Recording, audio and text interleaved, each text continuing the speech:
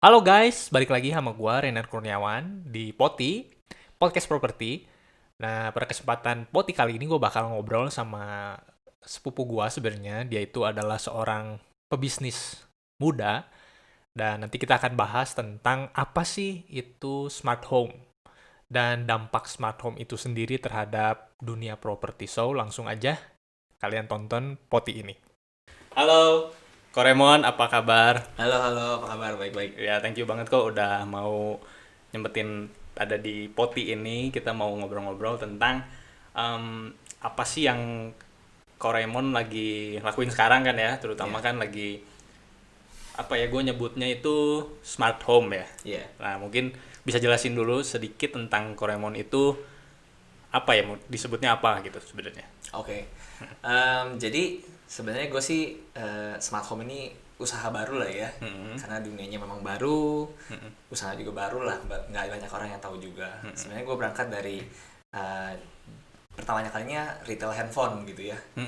Lalu setelah gue pikir-pikir, oh retail handphone ini udah cukup saturated ya marketnya, udah hampir semua orang jual handphone dan orang semua orang udah punya handphone.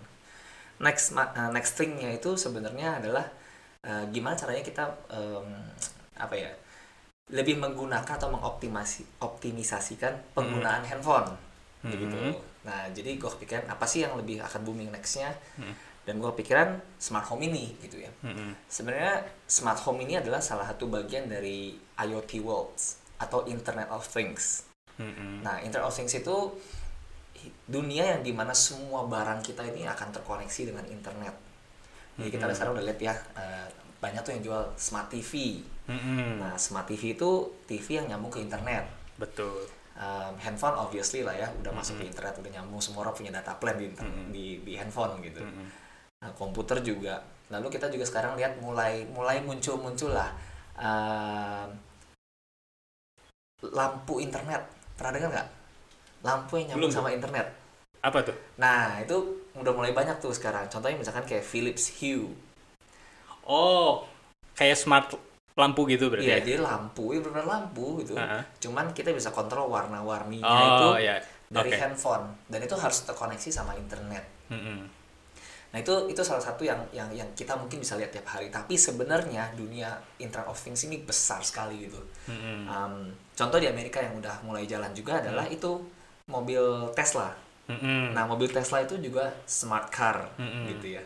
Nah, yang gue tekunin sekarang adalah smart home dan smart office sebenarnya. Gimana caranya kita membuat office dan rumah kita ini lebih smart, namanya begitu.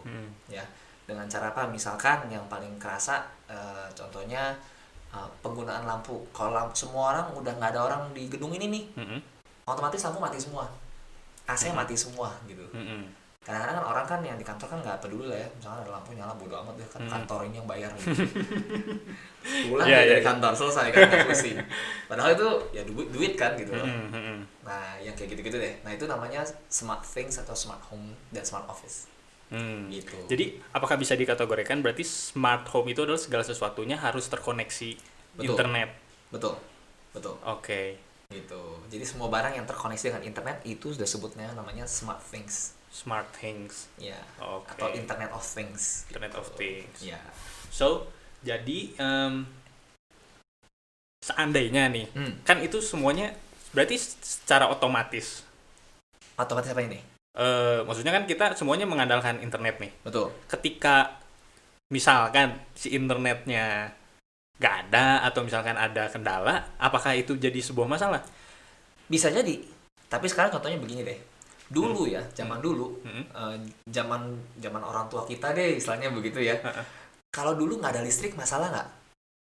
Zaman dulu banget. Enggak ya? Nggak, karena orang masih nyediain lilin tuh ya, Betul. ya kan? Terus mulai sekarang kesini-kesini kan masih ada nyediain lilin nggak di rumah? Masih aja Masih ada kan dikit lah ya. kalau buat Iya kan? uh-uh. Tapi makin lama makin jarang. Dipakai pun hampir nggak pernah kan? Mm-mm. Artinya listrik itu sudah makin reliable, atau istilahnya kasar ngomongnya errornya atau mati lampunya udah jarang banget. Mm-mm. Tapi kalau kita tahu ya, sebenarnya kalau misalnya kita ke Sulawesi, Manado contohnya gitu ya, itu banyak banget yang masih jual diesel generator. Mm-mm. Kenapa? Karena listrik di sana masih nggak stabil, tapi mereka pakai cara backup generator Mm-mm. gitu. Nah, sekarang juga dulu ya, kita nggak ada internet, oke nggak? ada TV kan. Sekarang coba deh internet semua mati, pusing nggak? Pusing kan. Berarti sekarang udah mulai kerasa bahwa internet udah bagian dari kehidupan sehari-hari dan sudah makin jarang matinya gitu. Nah nanti lama-kelamaan kalau ini smart home udah jalan gitu ya, internet akan makin stabil. Kalau nggak ada internet gimana? Memang pusing. Tetapi gue yakin banget itu semua akan teratasi masalah-masalah itu semua. Gitu. Nanti ada internetnya misalkan ya, dari misalkan kita banyakkan pakai IndiHome gitu ya. IndiHome jalan. Kalau IndiHome-nya lagi mati, langsung masuk nih 5G dari handphone, otomatis jalan ganti gitu loh, sebagai backup. Nah yang kayak gitu itu semua udah mereka udah pikirin lah gitu, orang Internet of Things ini gitu, karena mereka tahu banget kehidupan banyak orang ini tergantung dari internet ini gitu. Jadi no problem lah. Oke. Nah sebenarnya kalau dari yang Koreemon sendiri ya, itu sebenarnya ada apa aja kok dari smart home itu tuh? Apakah hanya satu brand gitu, atau memang ada banyak gitu, atau memang satu kesatuan gitu? Kita tuh kayak beli paket gitu kalau mau smart home, beli satu terus udah include semuanya, atau kayak gimana gitu kok? Jadi smart home itu sebenarnya kita bisa kategorikan produk dan jasa. Jadi ini bukan cuma barang doang, tapi memang ada jasanya juga gitu. Contohnya misalkan produk yang harus dibeli apa? Misalkan ya, tadi lampu yang nyambung ke internet gitu ya. Kita harus beli lampunya betul. Tapi pemasangannya harus ada orang yang installin, yang bantuin masang. Pertama itu. Kedua, security. Karena semua nyambung ke internet, artinya lampu kita pun bisa dikontrol dari internet, dari luar rumah. Termasuk hacker pun bisa. Nah, kita menyediakan jasa juga untuk mengamankan networking atau internet di rumah kita. Gitu, supaya kita jangan sampai dihack sama orang gitu. Nggak lucu kan kita lagi tiba-tiba lagi tidur telepon nyala gitu. Kenapa? Ada yang nge-hack dari Amerika gitu. Gawat banget itu. Kayak gitu. Jadi kita ada produknya betul, kita jual juga, kita juga jual jasanya untuk pemasangan instalasi, servis, termasuk juga sampai pengamanan backbone atau sebutannya infrastruktur deh, gitu. Nah kita itu semua ada. Ya jadi pokoknya tahu-tahu dari awal sampai akhir udah include lah ya kok ya. Nah step-stepnya tuh biasanya kalau orang mau masang smart home gitu ya, pertama dia akan konsultasi dulu dengan kita, which is free lah. Semua orang nanya silakan, kita welcome kok. Yang pertama kita konsultasi dulu kebutuhannya apa aja sih gitu ya. Kedua, lalu kita akan sediakan, oh ini loh solusinya tuh begini. Ketiga, kita akan juga ngomong step-step pemasangannya gimana sampai instalasi lah, dari awal sampai jadi beres semua. Keempat, kita akan juga berikan after service atau after sales. Jadi support garansinya, apanya, jasa-jasa belakangnya gitu ya, udah setelah dipasang. Sehingga orang tuh pakai tuh nggak cuman kasar ngomongnya dipasangin bisa, tapi makainya nggak bisa kan pusing juga ya. Jadi kita akan sediain jasa training, jasa datang ke rumah untuk ngajarin, atau untuk perbaiki kalau misalnya ada masalah gitu, kayak gitu. Nah kita itu semua sediain. Nah sebenarnya tren smart home ini tuh apakah memang baru atau sebenarnya udah lama? Kita bicara di lokal dulu lah ya, maksudnya kita di Indonesia inilah. Oke. Kalau lokal sebenarnya agak baru ya. Ini sih yang gue tahu ya, sebenarnya dari dulu kayaknya udah ada barang-barang smart home ini sebenarnya ya. Kalau ada yang pernah tahu rumahnya Bill Gates itu yang di Seattle itu, nah itu rumah yang pertama kali gue pernah dengar dipasangin satu smart home semuanya. Jadi itu waktu itu mahal banget, dan itu rumah canggih pertama yang satu orang dunia cuma punya dia doang gitu. Tamu datang itu langsung dipasangin kayak satu kartu gitu. Pokoknya dia harus pasang kartu di badan dia gitu. Jadi waktu masuk udah tahu nih siapa yang datang, dibilangin oh welcome Mister siapa gitu ya. Udah gitu lalu masuk lagi ke kamarnya, ada lukisannya bisa ganti sendiri sesuai dengan siapa yang masuk ke kamar itu. Jadi canggih banget deh itu. Namanya apa ya, Sanadu 2.0 atau apa gitu. Itu tahun 97-an kalau nggak salah. Itu tahun 97 ya? Di Amerika ya. Di Amerika. Tapi di Indonesia sendiri mungkin baru terkenal 2017-an kali kayaknya. 2017-an. Ya. Waktu barang-barang ini kan barang Amerika semua kan. Terus yang masuk Indonesia itu banyak kan sekarang tuh barang-barang dari Cina atau dari Taiwan dan Korea. Untuk si hardware-nya ya. Hardware-nya. Dan itu mulai rada booming karena harganya sudah mulai terjangkau. Hmm. Kalau dulu yang Amerika tuh mahal banget deh. Kayak satu modul buat colokan listrik aja bisa sampai 2 juta gitu. Itu nggak ini Oke. Nah, bicara harga ya, Boy. Ya. Sebenarnya harganya berapa nih untuk ya misalkan untuk satu rumah gitu dihitungnya atau gimana? Enggak. Jadi kasar ngomongnya tergantung solusi yang dibutuhinnya apa aja. Jadi misalkan saya butuh solusi untuk pencahayaan doang, lampu doang. Berapa nilainya gitu ya. Terus lampu berapa, misalkan mau tambah gorden lagi berapa, ditambah lagi misalkan listrik solar yang smart gitu ya berapa, untuk AC, TV, sound system, nanti kita akan koneksikan semua itu jadi satu sistem gitu. Dan dikendalikan Handphone. by smartphone. Iya. Semua handphone gitu. Oke. So jadi sebenarnya balik lagi ke kebutuhannya apa ya. Betul. Karena itu perlu dikonsultasikan dulu di awal ya. Iya. Gitu. Nah, dari segi harga sih sebenarnya yang standar ya per kamar atau per ruangan itu rata-rata 9 sampai 10 juta lah. Untuk satu kamar. Untuk satu kamar. Jadi misalkan kamarnya ada misalkan satu rumah ada 4 kamar, berarti 40 juta. 40 juta. Ya, kira-kira gitu. Apalagi ya, misalkan kita mau tambah nih kebunnya mau misalkan contoh ya, ada klien yang udah minta, saya mau dong anjing saya kalau lagi pergi keluar kota itu dikasih makan otomatis. Nah, itu kan area kebun kan. Kita bilang, solusi kebun kita itu bukan cuma kasih makan anjing doang, bisa kasih makan ikan, bisa nyalain matiin lampu kebun otomatis, termasuk sampai filter kolam renang dan lain-lain. Itu kita bisa otomatisin semua. Gitu. Kalau misalnya cuma kasih makan anjing doang, sayang karena alatnya udah dibeli mahal. Tapi hanya digunakan untuk satu padahal banyak bisa banget juga ini gunaannya ya. Betul. Oh iya. Nah, saya penasaran nih kok sebenarnya yang paling mahal produknya apa sih yang dari smart home itu? Paling mahal tuh otaknya. Otaknya. Jadi semua alat itu tuh akan nyambung namanya ke satu alat yang namanya hub. Nah, hub itu yang paling mahal. Tapi selain dari hub itu yang lain murah-murah semua sih. Gitu. Ini doang yang paling mahal. Jadi begitu beli ini yang mahal investasi di awal, tapi sisanya semua udah nyambung semua ke alat ini. Nah, si hub itu sendiri berapa kok harganya? Tergantung dari berbagai merek sih. Jadi misalkan ada yang dari sekitar 5 juta sampai yang paling mahal buatan Amerika juga ada yang sampai 100 juta juga ada sih. Wow. Jadi itu sampai 100 juta tapi ya itu ibaratnya kayak kita investasi di awal aja ya. Betul. Nah ini kan kalau 100 juta kan jelas kemampuannya itu bisa untuk misalnya kayak untuk 100 titik lampu gitu loh. Itu juga ada kuota itunya kayak gitu ya. Ada.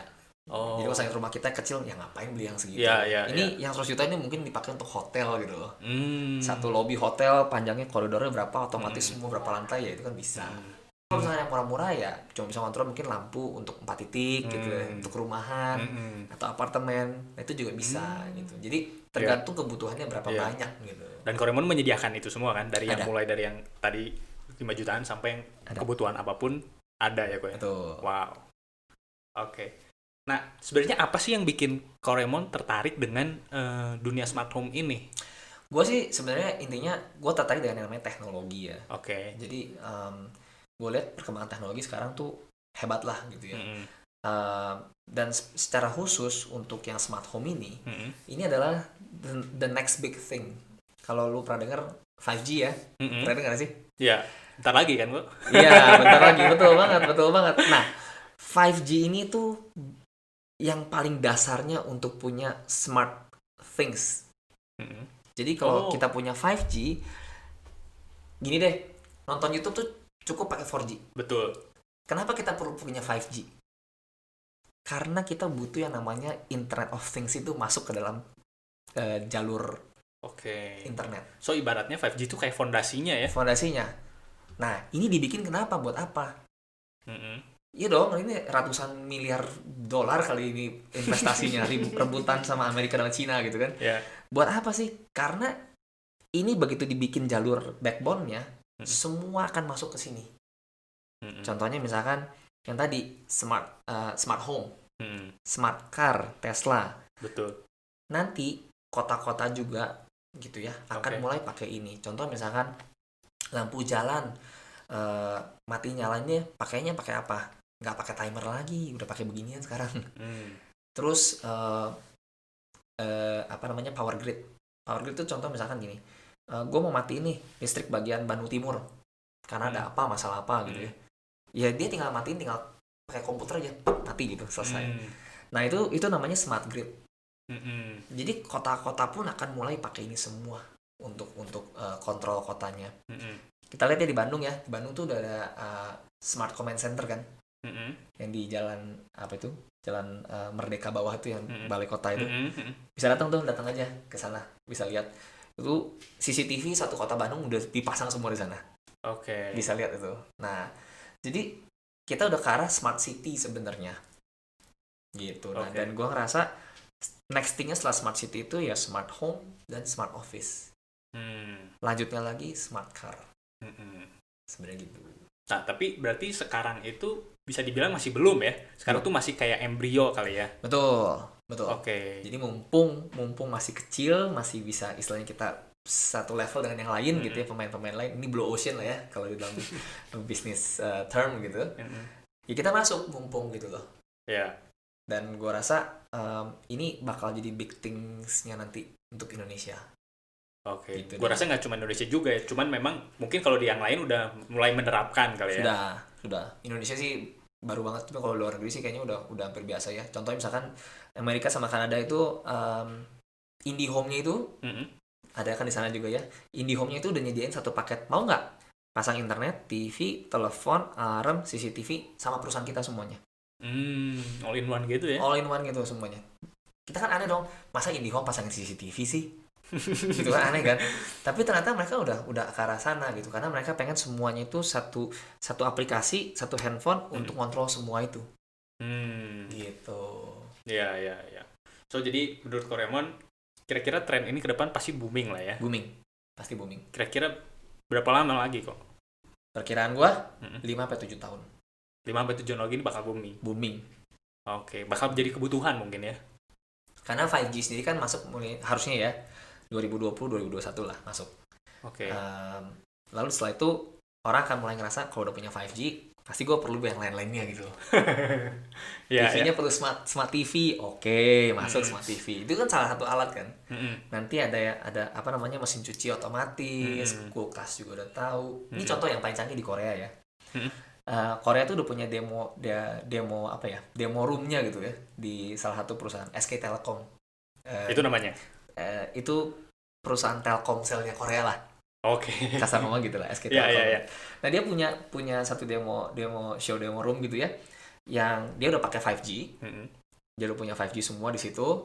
Dia udah kasih lihat gimana cara kehidupan kita tuh akan dirubah dengan teknologi 5G ini. Contohnya dia bilang, saya lagi pulang nih dari kantor. Si mobil tuh udah tahu. Si mobil ngomong, bos gue lagi pulang nih ya ke rumah ya. Lu nyalain AC cepet-cepet, nyalain lampu, terus gitu tutup gorden kan udah malam gitu ya. Terus jalanin itu tuh apa tuh si robot vacuum cleaner. Jadi jalan semua otomatis. Begitu bos pulang udah bersih gitu loh. Itu udah ada di Korea. Contohnya udah ada. Itu tuh tahun berapa berarti? Itu 2011. 2011. Udah. Wow. Kita udah 9 tahun. Ya. Iya, jadi ya. Oke, bisa dibayangin berarti ya, apakah menurut Koremon kira-kira dunia masa depan bakal gimana kok? Apakah bener-bener robot semua? Harusnya iya. Kalau pernah dengar Jack Ma ngomong ya, kita harus nyari kerjaan yang nggak bisa diganti sama robot. Iya, betul ya. Nah itu cari kerjaan apa sih? Contohnya, nah itu jangan yang bisa diganti sama robot benar-benar. Contohnya misalkan kayak dia contohnya yang ngomong yang semua berhubungan dengan art atau seni nggak bisa digantiin. Yang betul sih, karena itu cita rasa kan, susah lah. Koki, masakan nggak bisa diganti itu. Ada robot di Cungko ya. Itu kita bisa lihat loh, mesen apa robotnya yang masak sendiri otomatis. Betul. Udah ada itu di Cungko. Betul. Tapi ya rasanya kan standar ya. Bayangin kalau misalnya nyoba sih. Ya maksudnya anggap itu enak gitu ya. terus dia buka cabang 100 cabang lain di kota lain. Mm-mm. Ya sama semua kan rasanya pasti nggak mungkin Iya, beda kan, betul. bener nggak? Sedangkan kita kan nyari makanan yang tipenya beda-beda dikit gitu loh. Nah itu susah, itu nggak bisa. Iya, iya. Gitu. Ya, tapi mau nggak mau memang ya ini adalah masa depan ya kok ya. Masa Dan depan. bisa jadi memang kebutuhan. Betul. Yang seperti kayak Raymond tadi bilang kan di awal kita memang nggak butuh listrik, waktu itu nggak terlalu butuh. Atau sekarang juga kan internet tapi memang udah jadi kebutuhan ya. Iya. Iya, iya, iya. So menarik banget nih. Oke. Nah, kan saya kan basicnya properti nih kok. Jadi kan kita memang ngadain podcast properti ini alias spot ini kan memang ada hubungannya sama properti ini. Yeah. Nah, bagaimana pandangan Koremon ya antara smart home ini dengan kedepannya gitu dengan properti kita gitu? Itu bakal gimana? Oke. Bandung sendiri ya. Ya, kita bicara Bandung lah kok ya. Bandung lah ya. Bandung dulu lah. Bandung itu sekarang udah mulai developer tuh udah mulai melek sama yang namanya smart home. Oke. Jadi kalau misalkan kita lihat di iklan-iklan gitu ya, ada berapa, nggak usah sebutin developer lah ya. Tapi ada developer bagian Bandung Timur contohnya, gitu ya, yang besar tuh di sana. Itu sudah mulai ngomong kita pasarkan klaster baru ini dengan smart home, ya. Nah, kenapa smart home ini udah mulai jadi salah satu apa ya? Peluru penjualan gitu ya. Karena memang dalam properti ada harus pembedanya begitu loh. Sekarang pembedanya semua udah biasa-biasa semua. Contoh garansinya berapa lama setelah dihuni, setahun atau 3 bulan atau berapapun gitu ya. Itu udah biasa, semua orang udah bisa lakuin kok. Betul. Gitu ya. Kualitas bangunan ya semua juga standar segitu loh. Sekarang udah gak ada yang jelek-jelek banget gitu ya. Tapi teknologi ini akan bisa membedakan developer mana yang lebih maju, mana yang lebih enggak gitu. Nah, kenapa sih ini akan jadi apa sebutannya ya? Akan menambah nilai value ke properti yang akan diinvest gitu ya. Karena jujur ngomong lah, sekarang yang punya apa namanya? Ya, yang cari-cari rumah ini sekarang kan zaman-zaman anak milenial lah ya. Betul. Kayaknya sekarang udah banyak tuh anak-anak umur 20-an gitu ya udah bisa beli rumah gitu ya. Padahal nggak juga sih kok.